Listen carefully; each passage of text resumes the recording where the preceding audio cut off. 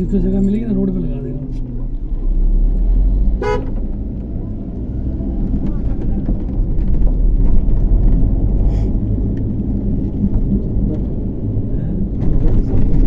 ना वो सामने स्कूल उधर वो झंडा झंडा लगा। अच्छा चढ़ाई बजे पहुंच बिल्कुल सीधा जाना, कहीं ना मुड़ना, सीधा ही है, सीधा वहीं पर।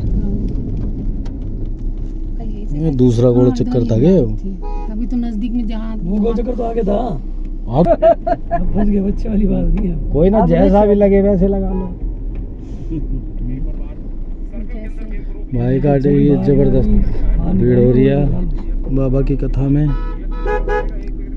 जबरदस्त भीड़ है भाई। गाड़ियों की भीड़ ही जबरदस्त है। आदमी की लगा दूं, बात ही खत्म। कितनी खतरनाक भीड़ है। गाड़ी सारा आज उमड़ गए भगत। क्या करेंगे, वहाँ उतारेंगे। इससे अच्छा तो यहीं उतार दूँ। और मेरे को तो नंगे पैर चलने में बहुत मज़ा आया। तो भाई हमारा ग्रुप आ चुका पूरा का पूरा बाबा की कथा में, शिव महापुराण में, ग्रेटर नोएडा। तो हम सारे भगत पहुँच चुके हैं भाई।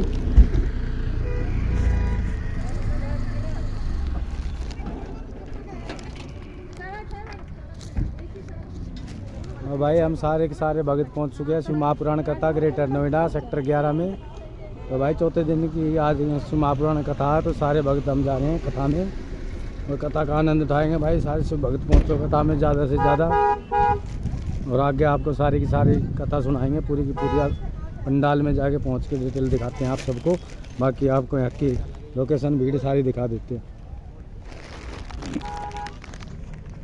ये देखो भाई, ये तो पहले तो गाड़ियों की भीड़ देख लो, पब्लिक की तो आप समझ सकते हो। भगतों की तो कितनी ज़बरदस्त भीड़ पाएगी। चारों तरफ से धनाधन धनाधन। कहीं पे देखो आगे से पीछे, आगे से पीछे। देखो हमारी माता हो सारे के सारे बाबा का टिक्का लगवा रही है खड़ी होके सारी की सारी। और भाई ज़बरदस्त भीड़ हो रखी है, देख सकते हो आप। पूरी सड़क, पूरा रास्ता धनाधन भरा हुआ है। देखो ये देखो भाई, ज़बरदस्त भीड़ लगी हुई है।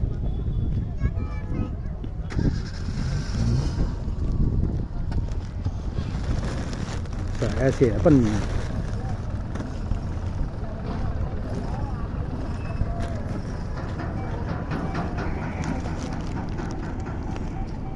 ये देख लो भाई, भीड़ गाड़ियों की पार्किंग है। ये पार्किंग पूर्किंग सब फुल है। पार्किंग छोटो सड़क पड़क सब फुल है। ये देखो भाई, ये भाई लग रही है जबरदस्त। देखो जाम लग चुका, गाड़ी उनका जगह भी ना भाई खड़ी करने की।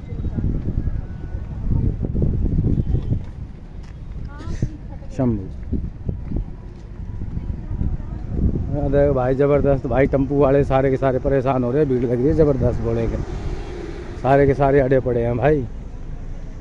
देख के आना अंकल, आराम से काटते हैं इसमें। आ जाओ आ जाओ आ जाओ सारे, आ जाओ मैं पकड़ लूँगा। आ जाओ सारे, आ जाओ आ जाओ आ जाओ आ जाओ आ जाओ आ जाओ। ये भाई हमारी आंटियाँ पहुँच गई हैं सारी की सारी। हमारे ग्रुप पहुँच गया है, बाबा का ग्रुप। कोई बात नहीं, ये हमारा सारा बाबा का ग्रुप पहुँच गया है भाई। चलो भाई। और आगे भी बाबा का ग्रुप देखो दबा के जा रहा है। और हमारे पीछे भी बाबा का ग्रुप आ रहा है। चारों तरफ बाबा का ग्रुप ही ग्रुप है भाई। भाई जैसे कि आप देख सकते हो, बाबा की शिव महापुराण कथा ग्रेटर नोएडा में भाई ज़बरदस्त बाबा के भक्तों की भीड़ उमड़ी है। और देख सकते हो आप पूरी की पूरी भीड़, कितनी ज़बरदस्त भीड़ है बाबा के। आज चौथे दिन की भाई बाबा की कथा है। बाबा की कथा में आए हुए हैं हम फिर से। और भाई आज फिर हम आपको वीडियो बना के बाबा की कथा की पूरी डिटेल आपको दिखाएंगे और कथा सुनाएंगे पूरी बाबा की। देख सकते हो आप भाई, बाबा की कथा में भीड़ ज़बरदस्त है। देख सकते हो भाई, किताब बुक्स सारी चीज़ मिलती है यहाँ। देख सकते हो आप बाबा की ज़बरदस्त भीड़ उमड़ी हुई है। देख सकते हो भाई, तो बड़ी ज़बरदस्त भीड़ है भाई बाबा की कथा में। देख सकते हो आप पूरी डिटेल हम आपको दिखा रहे हैं घुमा के चारों तरफ से। ये देख सकते हो भाई आप, पूरी भीड़ देखो बाबा की ज़बरदस्त भीड़ है भाई। बाबा के दर्शन करने के लिए आए हैं, बाबा की सेवा में भी हम आए हैं। अब एक सेवा करेंगे भाई। अब देखते हैं, अंदर चलते हैं। ये देख सकते हो भाई, बहुत आगे उतना गहरा है, उसमें नाम से पार कर सकते हैं। तो यमुना से भी ये नहीं क्यों ना मैं भगवान का नाम लेकर यमुना से पार उतर जाऊँ। नाव का पैसा बच जाएगा, 5 रुपए देना नहीं पड़ेगा, 2 आने देना नहीं पड़ेगा। उसमें यमुना जी को नमन करा, प्रणाम करा, भगवान का नाम लिया, नाम लेकर यमुना जी में पाँव रखा, पाँव रखकर पैदल पैदल चलकर यमुना जी से पार उतर गए। यमुना जी से पार उतरी, रोज आना जाना ऐसा चलता रहा। उसके 5 रुपए रोज के बचने लगे। महाराज जी जब अपने गांव मथुरा वापिस जाने लगे प्रवचन करके, तो वो गोपी साथ साथ चल रही, मैं भी मथुरा जा रही हूँ, चलो। महाराज जी भी चल दिए। महाराज जी ने नाव बुलाई, गोपी ने कह दिया नहीं नहीं नाव मत बुलाओ, आप ही ने तो कहा था कि बहुत सागर से पार उतरना है तो भगवान का नाम लेना है। अब मैं नाव में पैसा नहीं लगाती, मैं भगवान का नाम लेकर यमुना जी में पैदल चली जाती हूँ, पार उतर जाती हूँ। संत ने कहा, गुरु ने कहा, ब्राह्मण ने कहा ये हो नहीं सकता, ऐसा होता है क्या?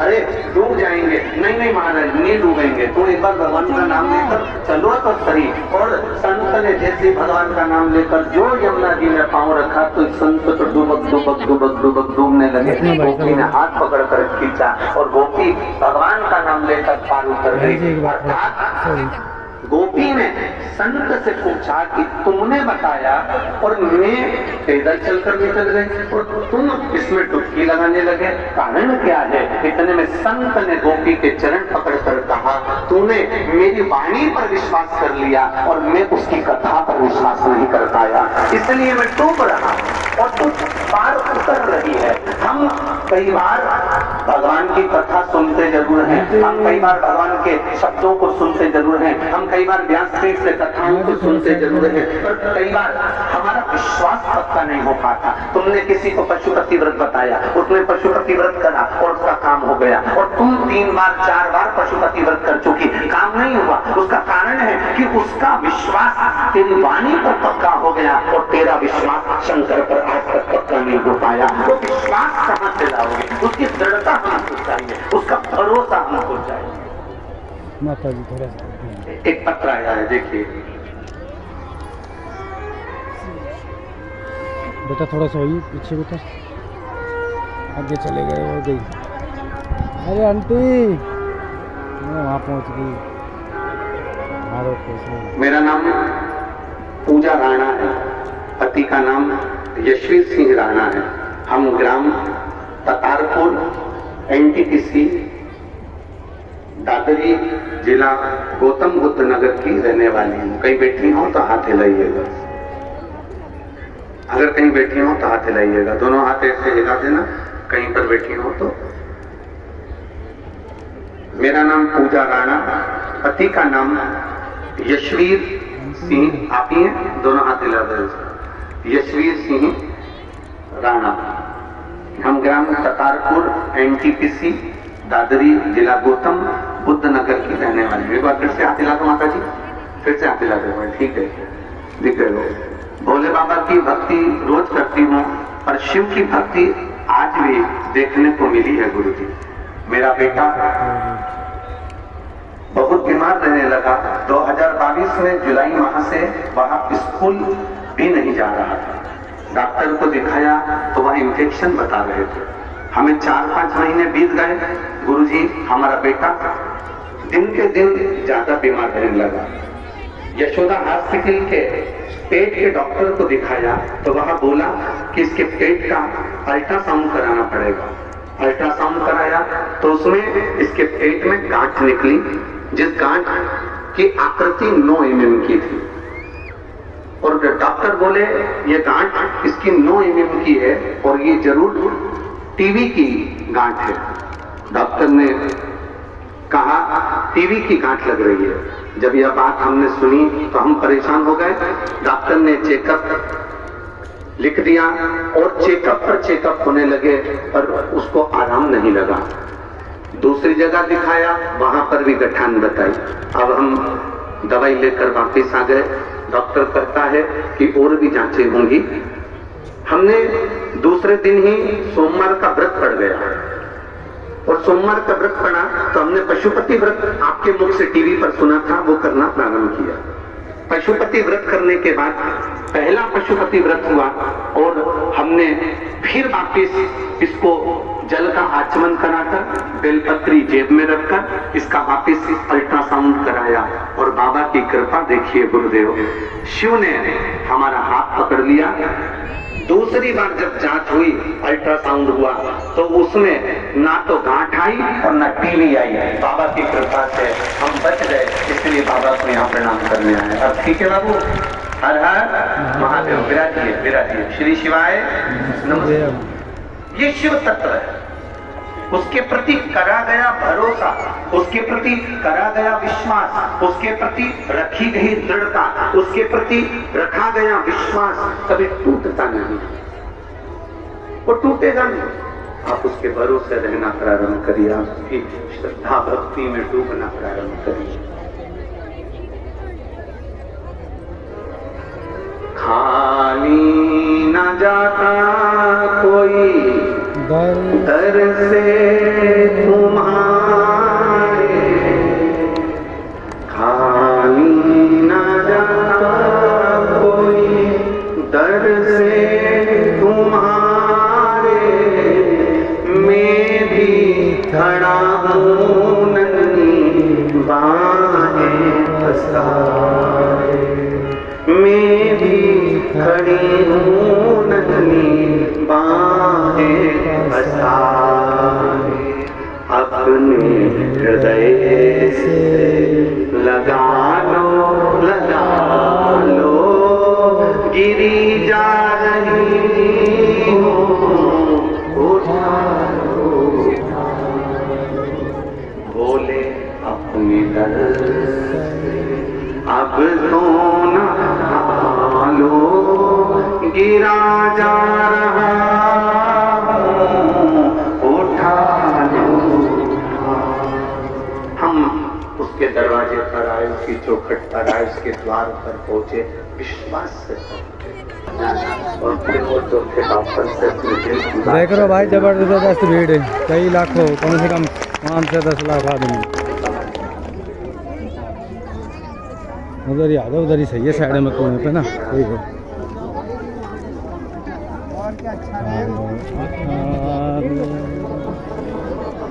माता जी आ जाओ, माता जी आओ, माता जी आओ, माता जी आओ, माता जी आओ। हाँ भाई, जबरदस्त भीड़ आज तो बाबा का। आज इधर तक कोने में चले जाएंगे, छायासी में।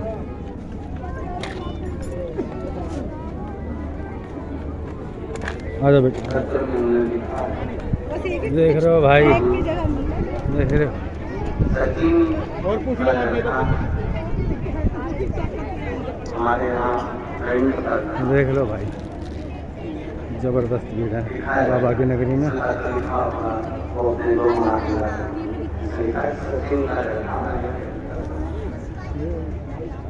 अरे यहाँ यहाँ सही है। 2022 को हमारा लड़का बीमार हो गया था, लीवर में इन्फेक्शन हो गया था। इतना इन्फेक्शन था कि डॉक्टर ने लीवर को चेंज करने का बोला। आपने टीवी पर एक उपाय बताया था,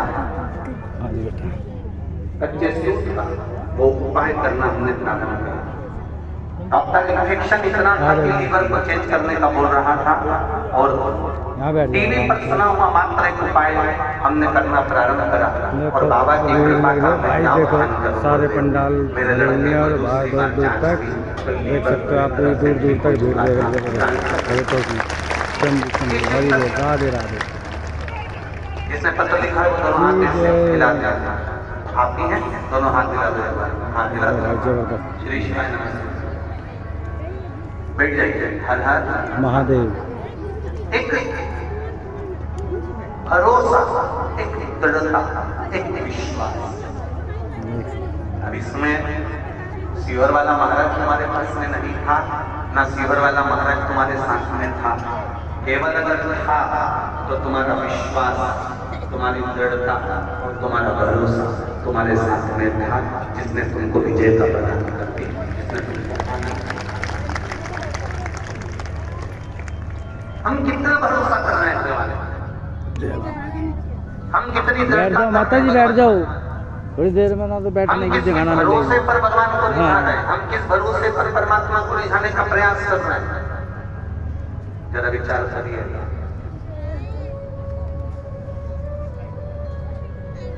कितना भरोसा। एक गोपी गुरु की वाणी पर भरोसा कर कर यमुना जी पर पैदल चल देती है, और वही गुरु जो प्रवचन दे रहा है जो परेशान है।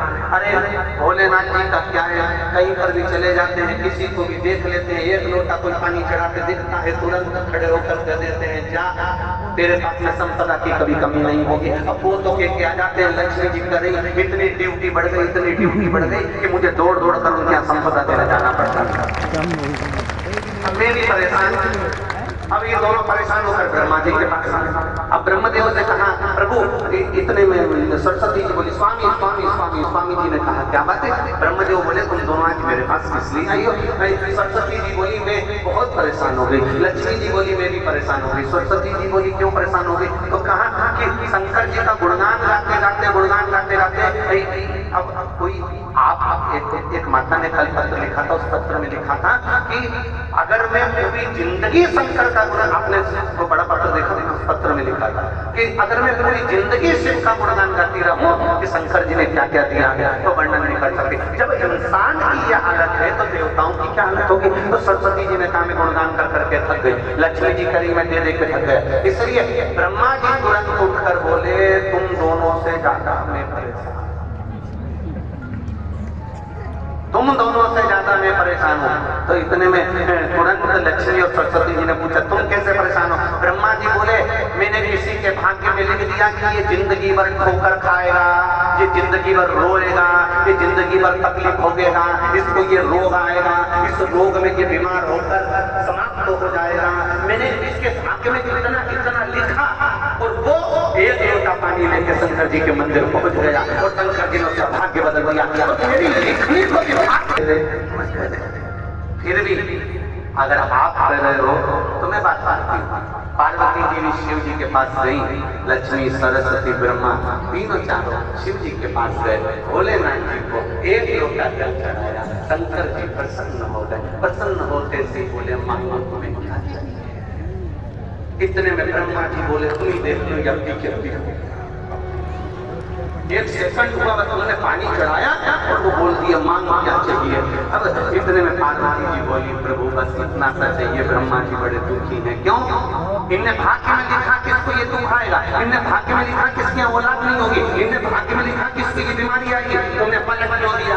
ब्रह्मा जी तुम समझ नहीं सकते, चक्कर ये है कि मेरे पास कोई आता है, मेरा नाम ओघड़ दानी है। ओघड़ दानी का मतलब होता है जो कुछ सोचे समझे बिना दे दे। ओघड़ दानी है मेरा नाम। तो ब्रह्मा जी बोले तो तुम्हारे पास वो दो ना। शंकर जी बोले मेरे पास जितना था मैंने सब उठा दिया, बस केवल डमरू बच केवल अकेले डमरू और गले में सांप त्रिशूल। और कोई भी अभी तक मंदिर में आया उसने आज तक नहीं किया कि तुम्हारा सांप दे दो। बोलो नोएडा वाले ने कभी कहा हो जाता कि तुम्हारा सांप दे दो, या तुमने कहा तुम्हारा डमरू दे दो या फिर सुनना ना। आज तक कोई मंदिर में आके बोला ही नहीं कि तुम ये दे दो। जो भी आता है अच्छी चीजें मांगता है। तो शिव जी बोले मेरे पास जो था मैंने सब दान कर दिया। मैं तो खुद शमशान में रहता हूँ, वहाँ पर कुछ भी नहीं रहता, गुफा के अंदर रहता हूँ, वहाँ भी कुछ नहीं रहता। इसलिए तो फिर तुम ये बोलना बंद कर दो। शंकर भगवान बोले मैं बोलता हूँ, तुम देने जाते का कौन ने कहा? अरे प्रभु तुम तो कहकर चले जाते हो कि जा तेरे घर में संपदा की कमी नहीं होगी। अगर लक्ष्मी जी नहीं जाती है तो नारायण रुष्ट होकर बैठ जाते हैं और कहते हैं